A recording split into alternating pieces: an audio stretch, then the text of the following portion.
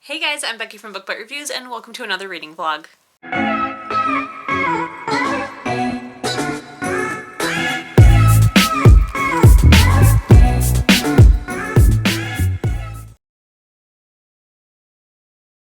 Today I am starting my spoiler-filled reading vlog for Queen of Shadows by Sarah J. Maas. To be honest, I am excited to start this. I really loved Air of Fire. It was my favorite book in the series so far, but for some reason I'm feeling a little bit of reluctance to start this. I feel like it's just because I have to read it. I think it's just because I have to stay on this strict reading schedule in order to finish all the books by the end of the year, which is my goal. So I think it's that, because I really liked the last book, but there's just this part of me that doesn't want to start this. So we're just gonna dive in and hope for the best. If I end up having to push it and trying to read all these books in like 2 months instead of 3, we'll just have to see if we can. But yeah. I wanted to start this vlog because I need to start this book, and I'm hoping to get in bed after I get done editing and start this. But alright, just a short and sweet intro.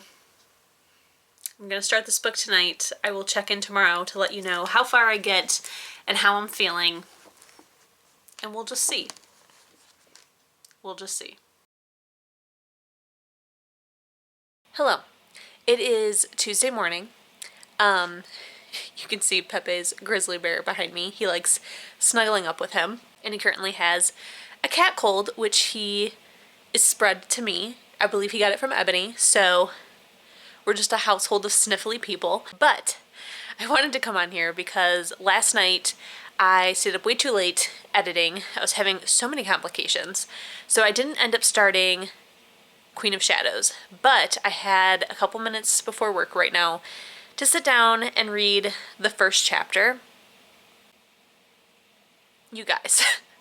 So for one, I was like, you know what? I don't fully know what is supposed to happen in this book. I can guess, but I don't know exactly what's supposed to happen, so let me read the synopsis. It was like, you know, Selena's going back to the palace to seek revenge and, you know, yada yada, stuff I figured. And then the last line is like, the fourth book will come to a, let me see if I can pull up exactly what it said, because it was like, are you fucking kidding me? It says the fourth volume builds to a passionate, agonizing crescendo that might just shatter her world. How much more can we take? How much more can we take? So after that, I was like, okay, I need to start this really quick before work because I have a couple minutes. So I read the first chapter, and it's from one of the king's like creatures' point of view. And we find out that it's Dorian. It's Dorian, and he doesn't know his own name, and he doesn't know anyone else's name, but he just remembers the girl that he fell in love with and her head getting chopped off by the king. It just keeps replaying over and over and over again in his mind. So I feel like even though he's under the king's control, he's not fully under his control, and I think that like his agony and desperation and just anger is going to fuel him to be able to keep some sort of control so that he can maybe kill the king. Fingers crossed. But it's just so sad. I feel so bad for him, and he's like, there's a thing waiting in the darkness and he could not bring himself to fight it for much longer. Like, please, Dorian, please hold on. I can't, you guys. So yeah, now I'm kind of excited to read this book. Pretty excited. So I'm gonna try to read as much of that as I can at work today. Hopefully that works out. I think it can. And I'll check in when I get home because I feel like I'm gonna have some things to check in about. Hey guys, so it is the next day and I just wanted to update really quick before I start reading tonight. But I'm up to chapter, I want to say like 8 or 9. I know that I'm 62 pages of the way through it, which is hardly a dent in the grand scheme of things. I still have 600 pages left. As soon as I started it, I got really into it. Like I updated yesterday about how I read the first chapter and Really, really liked it. So that night I did read some more. I wasn't able to read any while at work, but I read some more last night. And, I'm really, really into this book now. I'm really excited to get back into it tonight because the beginning of the chapter that I'm on says Manon Blackheart. I can't remember. I think it's Blackbeak, isn't it? But it says Manon. So I'm very excited because it's the first chapter from Manon's point of view. And we all know how much I love her. But Aelin has come back. She has just met with Arobynn. And he was having a meeting with Chaol right before him and her talked. So that was a shock. But then she talked to Arobynn and he was saying some really gross things. Just in the term of like just so many red flags and just like, ew, he's creepy, he's gross, I don't like him. She needs to stay away from him. But then she met up with Chaol, and I understand why people hate him. I am starting to hate Chaol myself, and I've only had like a chapter or two with him. So yeah, I'm hoping that this is the extent of it. He basically blamed everything that happened with Dorian and Dorian's, like girlfriend and Aiden. I don't know if it's Aiden or Adian, but he blamed all of that on Aelin and said that it's her fault for what she did over in, I can't think of what that country's name, by her like slaughtering those people. It was like a call to the king and that she's the one that did this. None of this would have happened if she would have just like stayed over there quietly. Are you kidding me?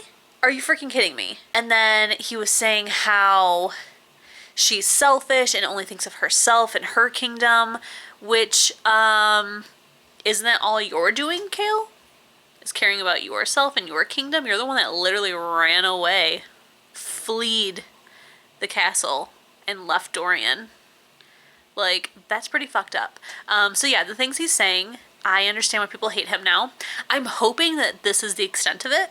And it's like, we hate him now, let's move on. But knowing Sarah J. Maas and how she's done things in the past, she really likes to just nail it in that you should hate somebody. So, not looking forward to that because I don't want things to get any worse between them. Like, I just want her to be like, ew, I'm glad that I broke up with him. Let's go about our business. But I'm sure it's going to be like a whole Tamlin situation where instead of it just being like, ew, we don't like him, it's like, oh, no, it gets worse and worse and worse and worse. So, yeah. But like I said, I am super excited to get into the book tonight because I can't wait to see what's going on with Manon. And I'm just having a really good time. I'm glad that my reluctance to start this book didn't keep going after I finally started it. And that now that I'm here, I'm loving it. Hey guys, so it's Thursday night. I'm honestly not sure what page I'm on. I know before I started reading today at work, I was on page 72, I think. So I'm somewhere between 72 and maybe 100, because I don't think I read that much at work. I think I read about maybe a chapter or two. But before I start reading tonight, I wanted to update you because some things have happened. So I did read Manon's chapter, but she has met with, is his name Perrault? The guy who convinced Calathine to poison Selena at the time. She's met with him and Calathine was there. She has one of the iron collars. It kind of sucks that at the end of book 1, I was like, I don't care what happens to this girl. I don't care about her. And now I'm starting to slightly care about her. And that sucks. But really, somebody that I really don't want to care about is Lysandra. Now, if you have read Assassin's Blade, then you know who Lysandra is. And I have to say, I really, really, really am very happy that I listened to what other people were saying about the order you should read the books in, and I'm so happy that I read books 1 through 3, then read Assassin's Blade, and am now on book 4, because it's so much more impactful after reading that book. Like I was saying in the vlog that I did for Assassin's Blade, I really feel like we're going to start seeing these characters that we met in Assassin's Blade and how it's going to be so much more impactful once we come across them, because I will know what has happened in the past. And Lysandra is one of them. So now I'm at the scene where somebody shows up to Aylin's house, and it's Lysandra, and she has come with an 11-year-old. And the 11-year-old has the branding of the Madam of the Brothel, which means that she is owned by them. But I think hers is like scarred or messed up or something, and that means that she's no longer under the Madam's like protection, I think, if I'm understanding correctly. However, Lysandra's is not, and based on what Arobynn paid for her, she should have only had like a couple more weeks of working at the brothel before she could pay off her debt to no longer be under the Madam. But for some reason, her tattoo, her brand is still intact, and now she has this 11-year-old. So she comes to like warn Aylin about Arobynn's plans, and also is kind of like, I'm on your side. Aylin is like, yeah, okay, get the fuck out of my house. But then the child, which I can't think of her name, I want to say it's Elizabeth, but I feel like I'm wrong. She stays behind for a second and tells Selena that Lysandra is the one that scarred her face because she has like really deep cuts on each side of her face. So she tells Aylin that it was Lysandra who did it, and before Aylin can go and kill Lysandra for doing that, she explains that she did it so that she wouldn't have to become a courtesan. That Lysandra actually saved her, and then she was forced to, but she bought her from the Madam, and that's why she still has her tattoo, because she still hasn't paid off this debt now, and it's something that Lysandra chose to do to help this little girl. So now I'm like, you are not gonna make me care about Lysandra. And like now Aylin's having all these thoughts about, you know, how would things be different if I would have actually taken a second to get to know her, befriend her, instead of treating her like crap and treating her like an enemy. You know, I've always made fun of her for choosing to be a courtesan and enjoying it when like she's finding out that Lysandra has tried to run away before and has gotten severely beaten for it, to the point where like she would be scared for her life, but it was always in a way where no one would be able to tell that this happened to her. So yeah, I feel really bad for Lysandra. I don't think she's a terrible person now, and it sounds like Aylin is about to help her. So now I'm just like, you've got to be kidding me. You've got to be freaking kidding me. But of course. But I just wanted to update to say, you know, of course I'm starting to feel bad for these people. Keltaine I feel less bad about. Like, she kind of chose this life, but also like I don't think anyone should ever be held against their will. So I feel bad for that bitch too. So great. But alright, I am gonna go get in bed. I'm gonna be reading more. I'm pretty excited about it. I do have some plans this weekend, but I'm hoping to finish this book. Hey guys, so it is Friday. I am just sitting down getting ready to read some more. I am on page 132. So, you know, hardly a dent. Hardly a dent. But I am loving this so much. There's so many good lines. There's so much grossness from Arobynn. There is so much like new friendships being created, and longing for Rowan. Yes. I'm really, really enjoying this. Where I stopped last night is the day before she's gonna try to save Adian. And I'm like, we're only on page 130. What's gonna happen for the other 570 pages of this book if she saves him this quickly? Like, I thought it would happen like maybe halfway through the book or something, you know? But it's here, so we're gonna see what happens. I want Arobynn to die painfully, tragically, but also quickly. Just kill him. Please. Please. There's no going back with Kale. I really, really hate him. I understand that, like, he's hurting and his number one priority is Dorian, but, like, the things that he says to Aylin, I'm just like, why are you such a dick? Why are you such a dick? But I'm excited to dive back in. I'm very interested to see what is going to happen next, because I just feel like Every page is amazing. Every page has something to tab. Just real good stuff in this book. Okay, so I am now on page 200. I am stopping for the moment because I need to get ready to go and hang out with some friends, which I'm really excited about. But we have saved Adian. She almost killed Dorian, but then Nezrin stopped her. That whole scene was just me screaming and screaming. It was so intense. So yeah, still really loving this. There's a lot of really good quotes between Aelin and Adian now that they are reunited. I just want everyone to be happy and safe and healthy and whole and alive. But alright, I'm gonna go hang out with my friends. Hey guys, so it's now Saturday. I don't know what page I'm on, but I have been doing some reading. Not enough, definitely not enough. I'm unsure if I'm going to get this done by the end of the weekend, so I don't know what I'm going to do because Monday starts my book bite-a-thon. So we'll see. I do have tonight I'll be reading, and then I have tomorrow, but I don't know.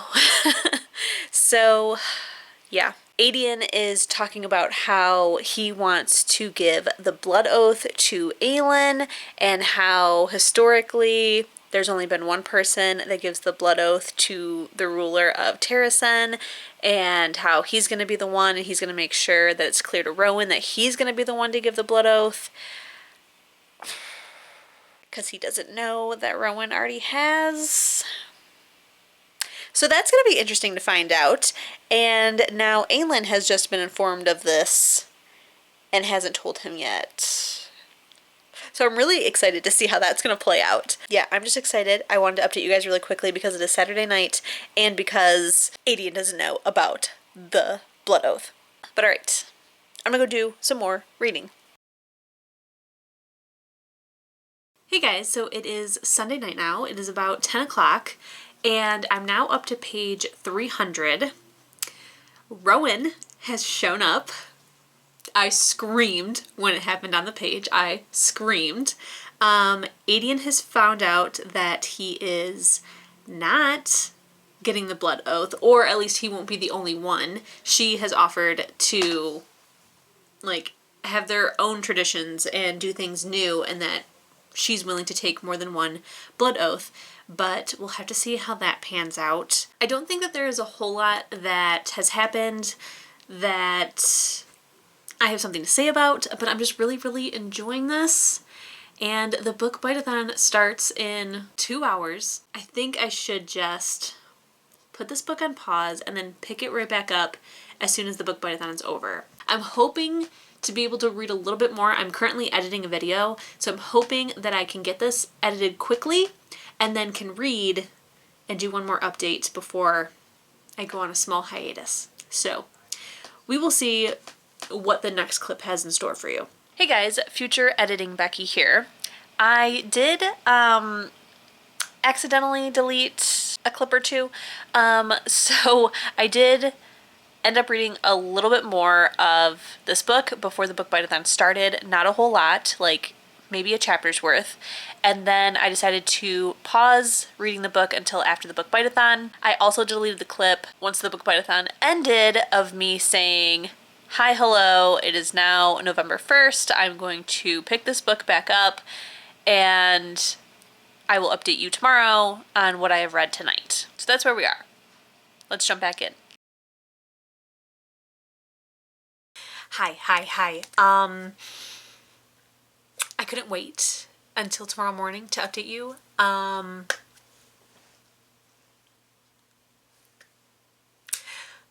So I just got to the beginning of part 2. Wow, so much has happened. So I pretty much almost died and freaked the fuck out when Arabin slipped the ring onto Aelin's finger. Totally thought it was real. Literally almost died. But thank God it wasn't real. It was a fake that she had made, him none the wiser, so that he could go to sleep happy, healthy, whole before Lysandra slit his fucking throat. That was amazing. That was absolutely amazing. I'm so happy that Aelin let her do it because she said, and she was right, that the only person who deserves to end him is her. I was really worried, so freaking worried, that he was going to wake up and kill her. I really didn't want Lysandra dead. I know that there is a chance that she will still die at some point, but I'm hoping it doesn't happen because I'm a really big fan of her. Especially now that we know that she's a shapeshifter. Insane. Completely insane. I didn't know what was going on with Aelin going to the bank all those times, but it was to switch out the will, that she got everything. She's now making the remaining assassins pay her for the estate so that she now has money for an army for Terrasen. And then she took her father's sword from Aedion and cut off Erebin's head, which, thank you, Jesus. I was thinking the exact same thing. Like, we should be sure that he's actually dead. And she severed his freaking head from his body. Epic. Amazing. I'm so happy he's dead. I'm so fucking happy he's dead. So good. This book is so good. So freaking good. I think this is going to be my favorite book now. Just like all the anxiety. I think it's my favorite now. Hey guys, so it is Thursday night. I'm now on page 466, I want to say. I know it's chapter 61, but the last chapter, a whole lot of stuff happened. Actually, like the last couple chapters. So, number one, before Erebin died, I assume, or maybe like upon his death, this was to happen, he sent a letter to the king telling them about Lysandra's bloodline, how she is actually a shapeshifter. So Lysandra gets taken and she's about to be given to Manon and the 13 to bring back to Marath. And Aelin and them save her. I was like, please, please, please, don't let Lysandra die. I really like her. I really like her now. So luckily they saved her, but Aelin and Manon have officially met. It was so epic, so badass. I loved every second of it. Aelin can never just like let shit go. She's always gotta like push it. And they were about to part ways. I mean, Aelin was like, I don't trust her, so I feel like she was gonna attack me as soon as my back was turned. But Manon, because she knows, what's her name? Like Ellen or Alid. She knows who Aelin is and was like, I'm gonna leave her alone because this is what's her name's queen and fine. But Aelin's like, you don't want what happened to Baba Yellowlegs to happen to you. And she's like, I'm sorry, what? And then Aelin reveals her scars from when Baba Yellowlegs scratched her, and apparently they have a scent of witch killer, which according to their laws, they have to kill Aelin. So they like battle it out pretty much to the death. And Manon is like about to be killed because like this island that they run to is like crumbling and falling away. But at the last second, Aelin's like, something's telling me I have to save her. So she does. And now Manon owes her a life debt. And oh, it was so epic. My two favorite people finally coming together and creating like a respect for each other. They're gonna end up working together. I just loved it. I loved it. I loved it. I loved it. I loved it. I loved it so much. But alright, I'm gonna go back to reading.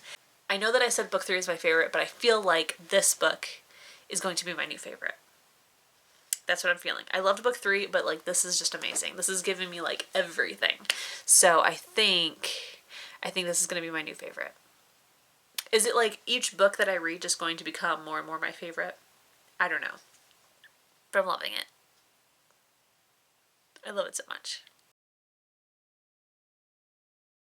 Good morning, guys. It is Friday morning.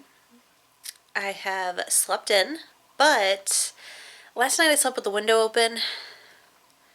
Might have been a mistake. I'm feeling kind of crappy.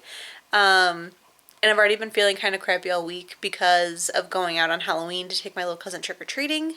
So I feel like I'm definitely gonna get a cold. But we're just gonna stay in bed a little bit longer and finish this book. So I have 79 pages left. Everything is crazy. Everything is wild. Rowan and Adian, like, literally almost just died because Lorcan lied by saying that he killed all those things. But then he shows up to, like, help them. So I think he's a good guy. I can't tell. Then Lysandra turned into a freaking, what do they call it? Like a death leopard or whatever. It was epic. She killed lots of people. The tower has been blown up. Magic is back. Aelin just got her powers back, and she was fighting with Dorian to get him to realize who he is. And she put that ring that Lorcan gave to her on his finger, and now he is back. And they have, like, they were battling the king, Dorian's father, and it turns out that he really isn't a bad guy, that he was also taken over by Princeling or whatever. It seems like more possibly the king, is it called the Shadow King? I can't think of what they're called, but yeah. So he's not a bad guy either, apparently. Like, he's like sobbing and like, oh my god, you saved me. It's actually, I think it's Parath who's really in control of everything.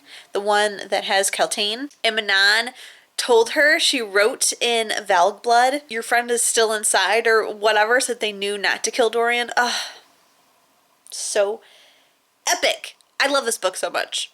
I only have 80 pages left, but I'm telling you, this is my new favorite book. So good. So we're going to sit here. We're going to finish this book. It's going to be great.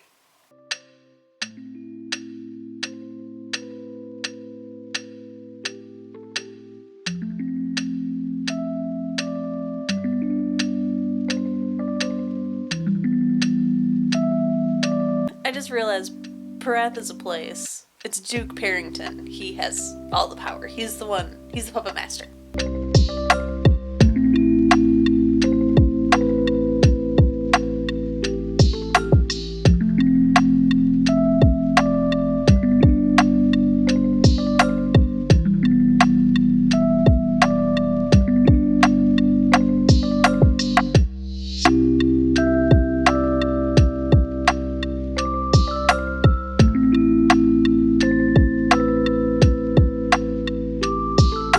Okay, I'm still not done just yet. God, I love this book. I love this book so much. I love all of, like, the female badassery, the female friendships.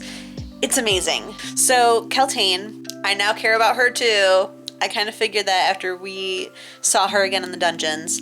But she has now come to save Manon and a lead. She has disguised herself as a lead so that they think that they still have her. She cut open her arm and took something out of her arm, and I think it's a word stone. She said, find Selena Sardathian, give her this, no one else. Tell her that you can open any door if you have the key, and tell her to remember her promise to me to punish them all. When she asks why, tell her I said that they would not let me bring the cloak she gave me, but I kept a piece of it to remember that promise she made, to remember to repay her for a warm cloak in a cold dungeon. Oh my god! Why is this book so good?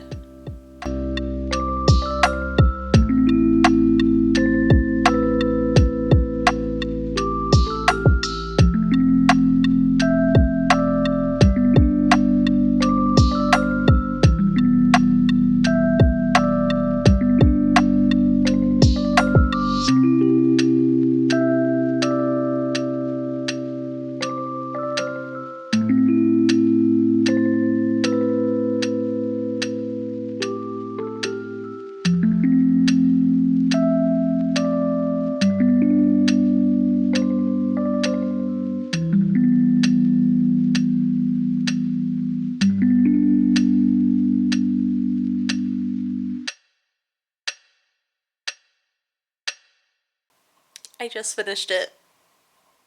This book was so good. Oh my god. I'm like literally tearing up. So, yeah, this is definitely my favorite book in the series. 10 out of 5 stars. I loved it. I loved it so much. That was excellent. It was so excellent. I love the way it ends. I love where everyone's at. You know, what's so messed up is that Keltane didn't know that Selena is Aelin.